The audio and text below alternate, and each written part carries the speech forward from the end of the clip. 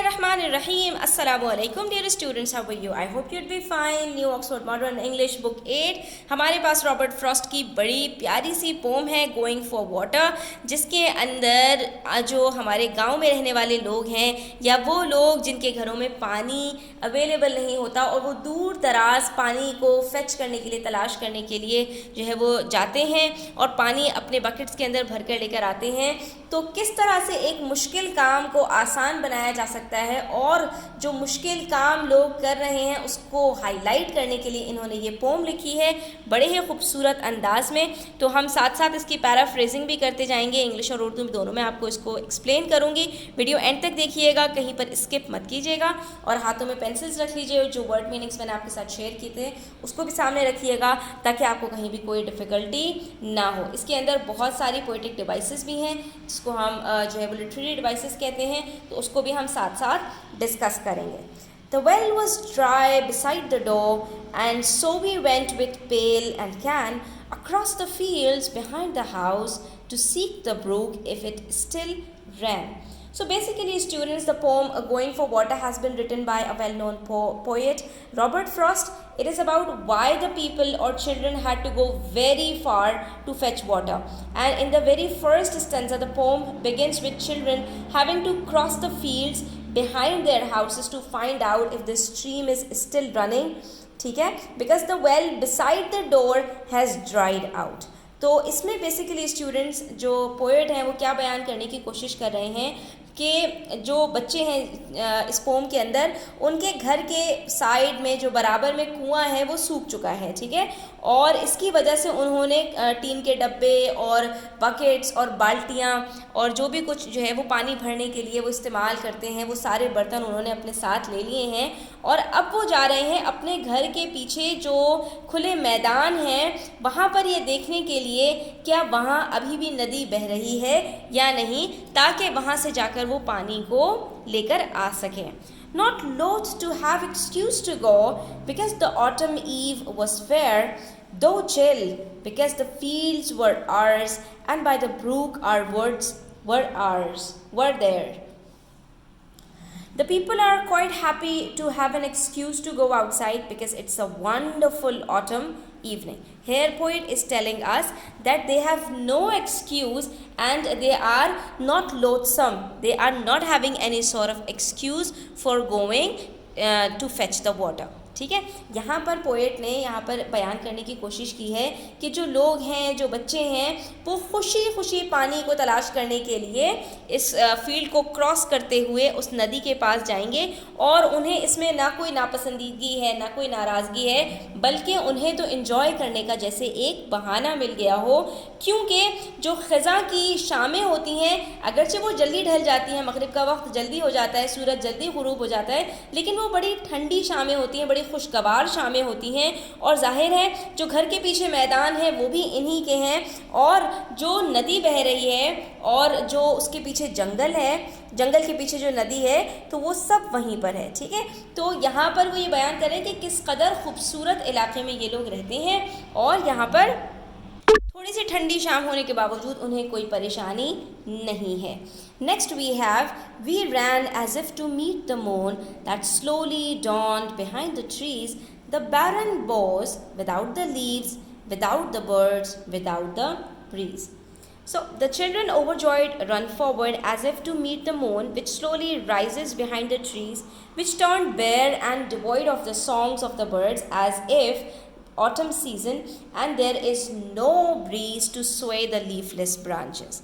Because it is the autumn season, students, the poet has used here the hyperbole. We ran as if to meet the moon. This is an exaggeration because it shows and it is used to show that how happy the people and the children are at the moment, and the children are playing and not thinking about fetching water. ठीक है, तो यहाँ पर ये ज़रा एक मुबालगा आराई के तौर पर यूज़ किया गया है। मुबालगा आराई किसको कहते हैं?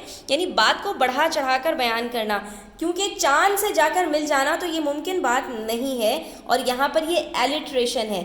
ठीक है, सॉरी, यहाँ पर ये हाइपरबोले है और ये एक लिटरेरी डिवाइस है पोएम को खूबसूरत बनाने के लिए जो है रॉबर्ट फ्रॉस्ट ने यूज़ किया है, जो इस बात को शो करना करना चाहते हैं कि बच्चे भाग रहे हैं जैसे कि जाकर वो चांद से मिल जाएंगे, यानी कि चांद के साथ जैसे वो हाइड एंड सीक खेल रहे हों। जो चांद कभी कभी दरख्तों के पीछे से जो है वो छुप जाता है और कभी दरख्तों के पीछे से निकल आता है, और वहाँ पर जो दरख्त हैं वो भी कैसे दरख्त हैं, वो बिल्कुल खाली दरख्त हैं। आप पिक्चर्स के अंदर देख सकते हैं कि इसके अंदर कोई लीव्स वगैरह नहीं है, क्योंकि खिज़ा का मौसम है, सारे लीव्स जो है वो झड़ चुके हैं।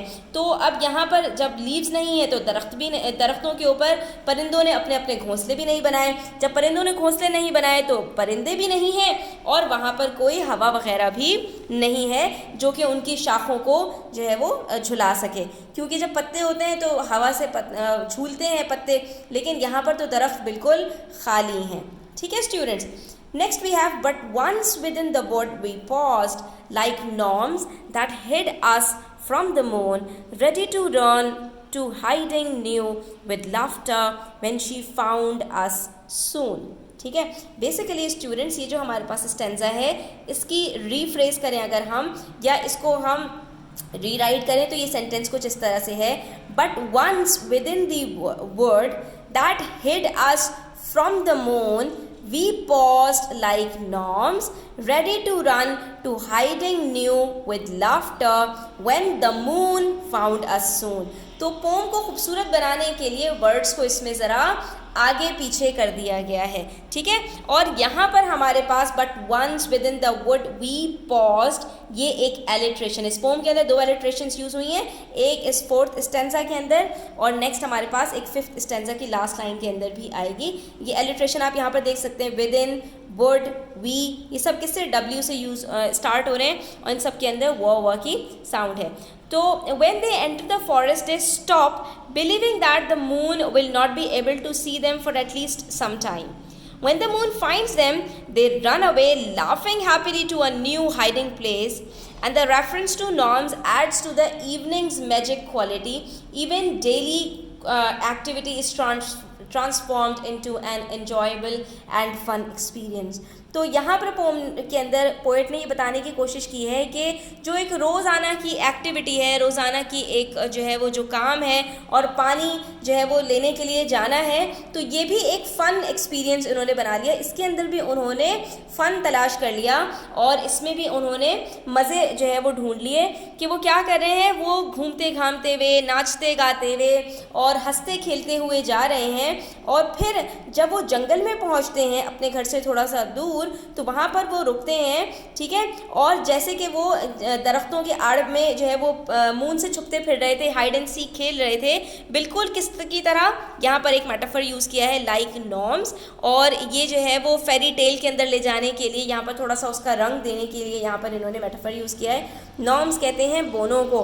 तो ऐसे जैसे कि बोने जो है वो इंसानों को देखकर छुप जाते हों और ज़मीन के अंदर अपने बिलों के अंदर चले जाते हों, बिल्कुल इसी तरह से हम भी जो है वो चांद के साथ खेल रहे हैं। और जैसे कि इंसानों को देख के वो कोई नई जगह तलाश कर लेते हैं और कहीं और छुपने लगते हैं, तो बिल्कुल इसी तरह से हम भी चांद को जब देखते हैं या चांद जैसे ही हमें देखता है, जैसे व्हेन द मून फाउंड अस सून, जैसे ही मून हमें देखता है तो हम कोई नई जगह तलाश करते हैं और उससे छुपने की कोशिश करते हैं, गोया कि उसके साथ हम हाइड एंड सीक खेल रहे हों।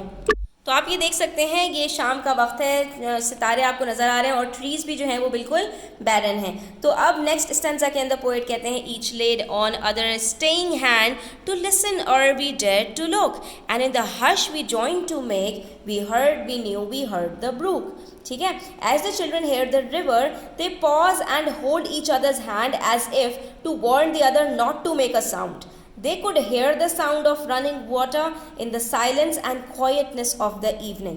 अब यहाँ पर कह रहे हैं कि सब एक दूसरे को खामोश कराते हैं, सब एक दूसरे के ऊपर उंगली रखते हैं कि अब कोई कुछ नहीं बोलेगा, ताकि रिवर को देखने से पहले, उस स्ट्रीम को देखने से पहले हम उसकी आवाज़ को सुन सकें, उस सन्नाटे में जो शाम का सन्नाटा है। ठीक है, ताकि हम उसकी खूबसूरती को महसूस कर सकें कि हाँ नदी जो है वो बह रही है। और जब हम सब खामोश हो जाते हैं तो फिर हमें आवाज़ सुनाई देती है, किसकी? हमें उस नदी के बहने की आवाज़ कानों में सुनाई देती है।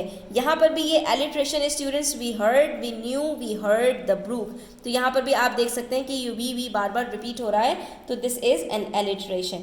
ठीक है, next the last stanza, nod as from a single place a slender tinkling fall that made now drops that floated on the pool like pearls and now a silver blade. So the poet paints a very beautiful picture of glow in the bright moonlight of the pool, which in turn makes the slender brook look like a silver blade.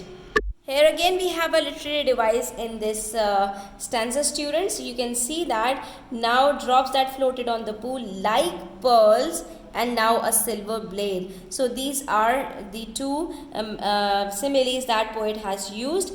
How water drops disappeared in the pool because pearls would sink and also pearls are shiny as is water. तो यहाँ पर poet ने उसको जो है उसके music notes के साथ उसको कंपेयर किया है कि यहाँ पर हमें स्ट्रीम की जो आवाज़ें आई हैं उसकी आवाज़ बड़ी ही खूबसूरत और हसीन है, जैसा कि पानी टन टन करता हुआ कहीं से गिर रहा हो या आबशार की जैसे आवाज़ हो या पानी के बहने की जो आवाज़ है वो यहाँ पर बड़ा ही खूबसूरत एक नज़ारा पैदा कर रही है।